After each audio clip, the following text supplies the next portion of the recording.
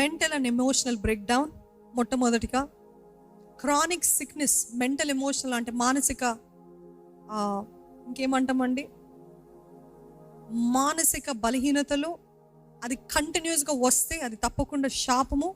రెండవది ఏంటిదంటే తీరని రోగాలు, దానికి డయాగ్నోసిస్ కూడా లేదు డాక్టర్స్ దగ్గర. ఇది ఏంటో మాకు తెలియదు, ఇది మాకు అర్థం కావట్లేదు, కానీ నాకు ఆ నొప్పి ఉంది, ఎన్ని స్కాన్లు చేసినా ఎన్ని ఎంఆర్ఐలు చేసినా నాకు ఏమి బట్టబయలు అవ్వట్లేదు, కానీ ఇది నాకు ఎంతో బాధ కలిగిస్తుంది అని అంటే definitely it's a curse. It's not just physical, it's spiritual. మూడవది ఏంటిదంటే రిపీటెడ్గా మిస్క్యారేజ్ అవుతుందా, ఒకసారి కాదు, 2 సార్లు కాదు, కంటిన్యూస్గా గర్భం ధరిస్తున్నా పోతుంది, కరెక్ట్ ఆ తారీఖునే, లేకపోతే ఆ 2 వీక్స్, లేకపోతే ఆ 6 వీక్స్, 7 వీక్స్, లేకపోతే 8 వీక్స్, ఆ పరిస్థితిలో అప్పుడే పోతుంది అన్న పరిస్థితిలో ఉన్నారా? Repeated miscarriages and continuous female problems, అంటే ఈ పీసీఓడీస్ నుండి నాకు అసలు విడుదల లేదండి, ఇన్ని ఇయర్స్ నుండి ఇదే ఉంది, ఇన్ని ఇయర్స్ నుండి ఇది నన్ను వెంటాడుతుంది. Whatever female problems that you have, whatever prolonged sickness, ఇంకా దానికి డయాగ్నోసిస్ లేదు, ఎన్ని మాత్రలు తీసుకుంటున్నా పని చేయట్లేదు, దానికి క్యూర్ లేదు, హీల్ అవ్వట్లేదు అని అంటే you have to renounce any kind of curse. శాపము మీరు రద్దు చేయాలి.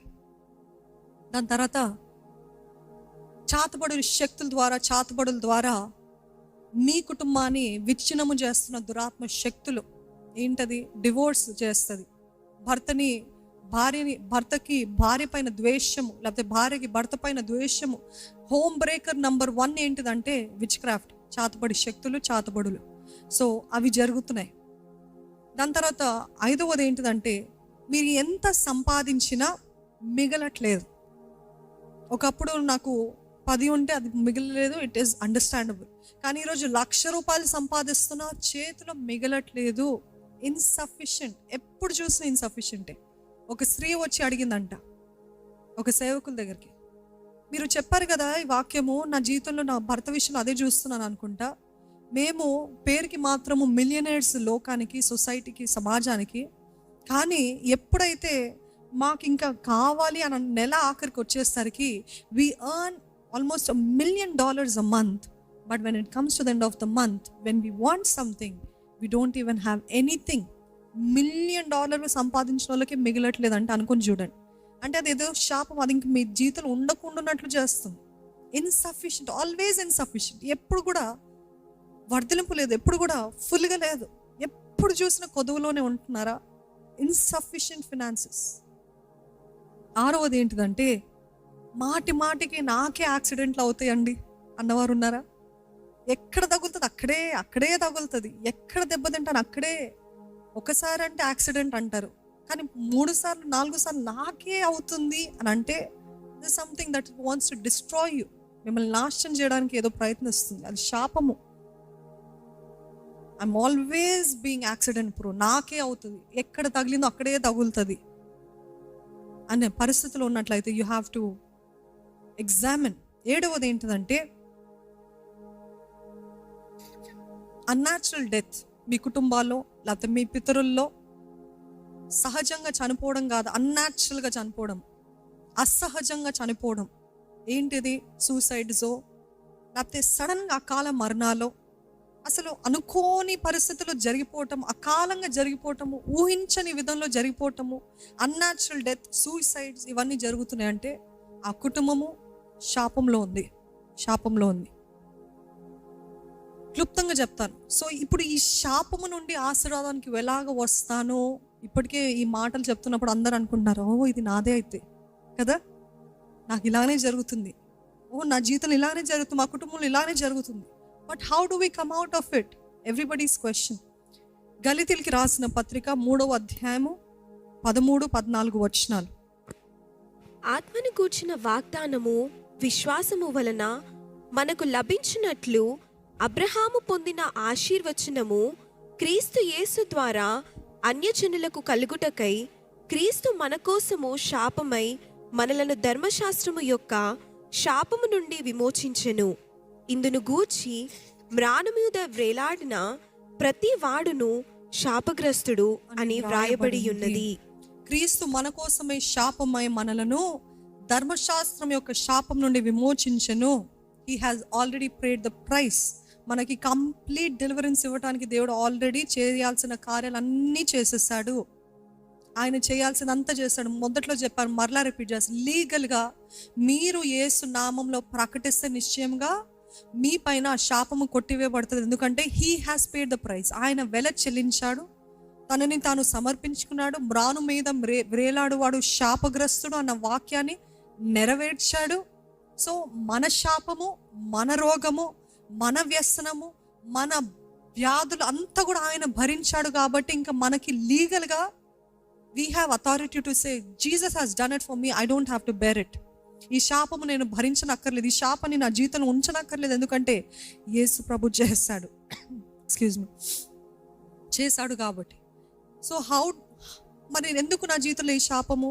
యేసు ప్రభు చేశాడు కదా అని అంటే, ఇందాక చెప్పినట్టు you have to recognise the cause.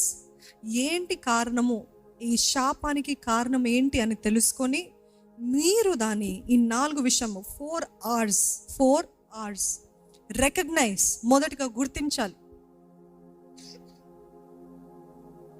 రెండవది రిపెంట్, పశ్చాత్తాపడాలి.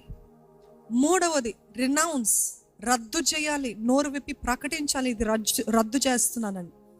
నాలుగవది రెసిస్ట్. ఈసారి ఇటువంటి ప్రేరేపణలు, ఈసారి ఇటువంటివి ఏమైనా నా జీవితంలో ముందుకు వస్తే నేను నిశ్చయంగా దాన్ని అడ్డగిస్తాను, ఎదుర్కొంటాను, నేను దాన్ని అంగీకరించను.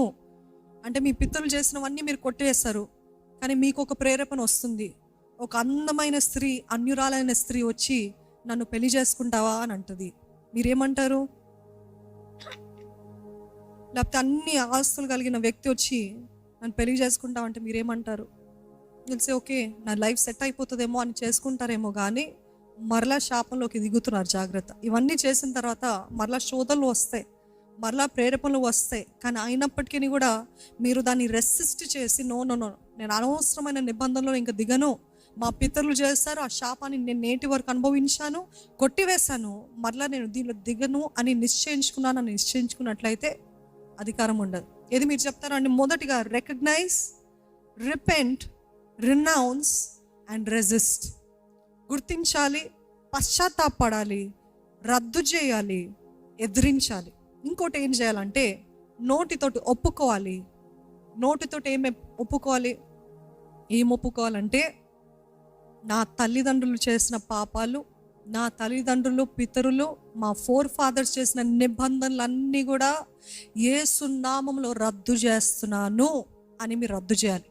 వారు తెలిసి తెలియక చేసిన రక్త నిబంధనలు, దురాత్మలతోటి నిబంధనలు, చాతబడి శక్తులతోటి, చాతబడి వారితోటి, మాంత్రికులతోటి చేసిన నిబంధనలు, వారు సోల్ని అమ్మివేసిన పరిస్థితులు అన్నిటిని కూడా వారి పక్షాన నేను వారి రక్త సంబంధిగా నేను రద్దు చేస్తున్నాను అని మీరు రద్దు చేస్తే నిశ్చయంగా అది మీ జీవితంలో ఆ శాపము కొట్టివేయబడుతుంది. నమ్మిన వారు హల్లెలూయా అని చెప్తారా? హల్లెలూయా. You have to confess not only your sins but the sins of your parents or your forefathers or grandfathers, grandmothers. మీకు తెలియకుండా వారు మిమ్మల్ని అప్పచెప్పుంటారేమో, మీకు తెలియకుండా వారు మిమ్మల్ని మాంత్రికుల దగ్గర తీసుకువెళ్ళి ఉంటారు, మీకు తెలియకుండా వారు ఏవో నిబంధనలు చేస్తారు. And that is why you're experiencing so much of failure and loss in your life. So confess, మీది కానీ మీ పితరులది కానీ. దాని తర్వాత commit to the ways of the Lord. దేవుని చిత్తానుసారమైన మార్గాలకి నేను నడుస్తాను, దాంట్లో నేను నిలుస్తాను. దేవుడు ఏది చెప్తాడో అదే చేస్తాను, ఆయన మాటని వింటాను. ఇందాక దేవుడు చెప్పినట్టు నా మాటని విని గైకొని నా ఆజ్ఞల ప్రకారంగా నడుచుకున్న వారు నిశ్చయముగా ఆశీర్వదించబడతారు అన్న మాట నేను నెరవేరుస్తాను. ఆయన మాటను వింటాను, ఆయన మాటకి లోబడి ఉంటాను. ఆయన చేయొద్దన్నది నేను చేయను, ఆయన చేయమన్నదే నేను చేస్తాను. Commit to the lord and you will receive. అదే రీతిగా క్షమించలేని హృదయం ఉన్నట్లయితే, క్షమించలేని హృదయం కూడా శాపానికి దారి తీస్తుంది. కాబట్టి ఎవరిపైన అయినా ఒక మాట అంటాడండి దేవుడు, యేసు ప్రభు నూతన నిబంధనలో హృదయపూర్వకంగా క్షమించాలంట. నాకు ఆ మాట ఎన్నోసార్లు చదివాను ఆ వచనము, కానీ మొన్న చదివినప్పుడు బాగా తాకింది. ఎందుకంటే చాలామంది వి ఫర్గివ్ హాఫ్ హార్టెడ్లీ ఏంటి, ఐ ఫర్గివ్ యూ అని అంటారు. వాళ్ళు ఐఎమ్ సారీ అన్నారు అనుకో, చెప్పనప్పటికీ మీరు ఐ ఫర్గివ్ యూ, నేను క్షమిస్తున్నానని చెప్పారనుకోండి, క్షమించిన నేను చేశానులే అని అనుకుంటారు. కానీ వారికి రాగానే వచ్చిందిలే, నేను కలవను దాన్ని, నేను చూడను దాన్ని, నేను అటు వెళ్ళిపోతా ఇటు వెళ్ళిపోతా, వారు సాయం చావని, వారు చావేది చావని అని ఇట్లాంటి మాటలు హృదయపూర్వకంగా క్షమించకుండా హాఫ్ హార్టెడ్గా మీరు క్షమిస్తే అది వర్తిలేదండి, అది వర్తించదు. It does not work out like that. That's why Jesus said whole heartedly, అంటే అసలు ఏమి జరగనట్టుగా యేసు ప్రభు మనల్ని ఏ రీతిగా అయితే చూస్తున్నాడో ఈరోజు, మీరు మీ జీవితంలో ఎన్ని పాపాలు చేస్తున్నా, ఎప్పుడైతే క్రీస్తు యేసు రక్తం చేత కడగబడ్డారో మీరు నీతిమంతులుగా మార్చబడ్డారని ఈరోజు మనల్ని దేవుడు చూస్తున్నప్పుడు నీతిమంతులుగా చూస్తున్నాడు కదా. అదే రీతిగా మనము కూడా హోల్ హార్టెడ్గా అసలు ఏం జరగనట్టుగా ముందు ఎలాగుండేవారు అలాగనే ఉంటూ వాటితోటి చక్కగా మెదగగలిగితే అప్పుడు దేవుని దీవెన పొందుకుంటామండి. ఈరోజు unforgiveness makes a way for a curse in your life. If you have any unforgiveness, you have to first plead forgiveness. వారి దగ్గరికి వెళ్ళి క్షమాపణ అడగాలి. వారి తప్పైనా మీరు క్షమాపణ అడిగి మన ఇద్దరి మధ్య ఏం ఉండకూడదు, I mean peace with you అని చెప్పి అప్పుడు మీరు ఈ శాపాన్ని రద్దు చేసినట్లయితే నిశ్చయముగా దానికి శాపానికి మీ జీవితం పైన ఎటువంటి అధికారము ఉండదు. చాలామంది ఈరోజు మీరు ఆ గుంపులో ఉండరేమో, కానీ చాలామందికి మాంత్రికులతో కాంటాక్ట్ ఉంటుంది, వాళ్ళ ఫోన్ నెంబర్స్ ఉంటుంది, లేకపోతే జాతకాలు చూసే వారితోటి, ఫార్చ్యూన్ టెల్లర్స్ తోటి వారితోటి కాంటాక్ట్ ఉంటుంది. ఏం చేయమంటావు, ఇది జరుగుతుంది అంటావా అని అంటున్నారు కదా, అది శాపానికి దారి తీస్తుంది. Renounce all contact with secret society. ఎవరైతే చీకటిలో మీకు సహాయం చేస్తారో, మాంత్రిక శక్తులు దురాత్మల సహాయంతో మీకు సహాయం చేస్తానని చెప్తున్నారో వాటితో అన్ని కాంటాక్ట్స్ ఆపేయండి. అర్థమైందండి? అదే రీతిగా మీ గృహాల్లో, మీ ఇంట్లో, మీ జీవితాల్లో ఎక్కడ కూడా అపవిత్రమైన వస్తువులు ఉండకూడదు. అపవిత్రమైన వస్తువులు ఏది ఉండకూడదు. You are inviting the enemy into your house. అపవిత్రమైనది ఏమైనా ఉందా? ఆ బుద్ధ స్టాచ్యూ చాలా బాగుంది, చూడటానికి చాలా అందంగా ఉంది, నేను పెట్టుకుంటా, క్రైస్తవుల పేరుకి, కానీ అది పెట్టుకుంటారు. లేకపోతే ఇంకేమైనా అపవిత్రం, మీకు తెలుసు అపవిత్రమైనది, ఇది దేవునికి సంబంధించింది కాదు అని తెలిసి మీ గృహాలు పెట్టుకుంటున్నట్లయితే దురాత్మలకి చోటు ఉంటుంది. So be careful. Remove and get rid of all unholy objects in your house. అది మాత్రమే కాదు, ఒట్టి ఆబ్జెక్ట్స్ కాదు, మీరు టీవీలో, మీ ఫోన్స్లో మీరు ఏం చూస్తున్నారో యు ఆర్ ఇన్వైటింగ్. ఎప్పుడు చెప్తూ ఉంటారు సేవకులు, ఇట్ ఈస్ అ డోర్. మీరు ఒకవేళ టీవీలో అపవిత్రమైన కార్యాలు, అపవిత్రమైనది చూస్తున్నట్లయితే, దురాత్మ కార్యాలు, అపవిత్రమైనది, లస్ట్ఫుల్, ఇవన్నీ చూస్తూ నాకేం జరగదు అనుకోకండి. మీ ఫోన్స్లో కానీ మీ టీవీస్లో కానీ అవి చూస్తున్నట్లయితే ఆల్రెడీ ఆత్మీయ రంగంలో మీరు తలుపు తెరిచేశారు. శాపానికి, చీకటికి, దురాత్మలకి వచ్చే అధికారం ఉంది.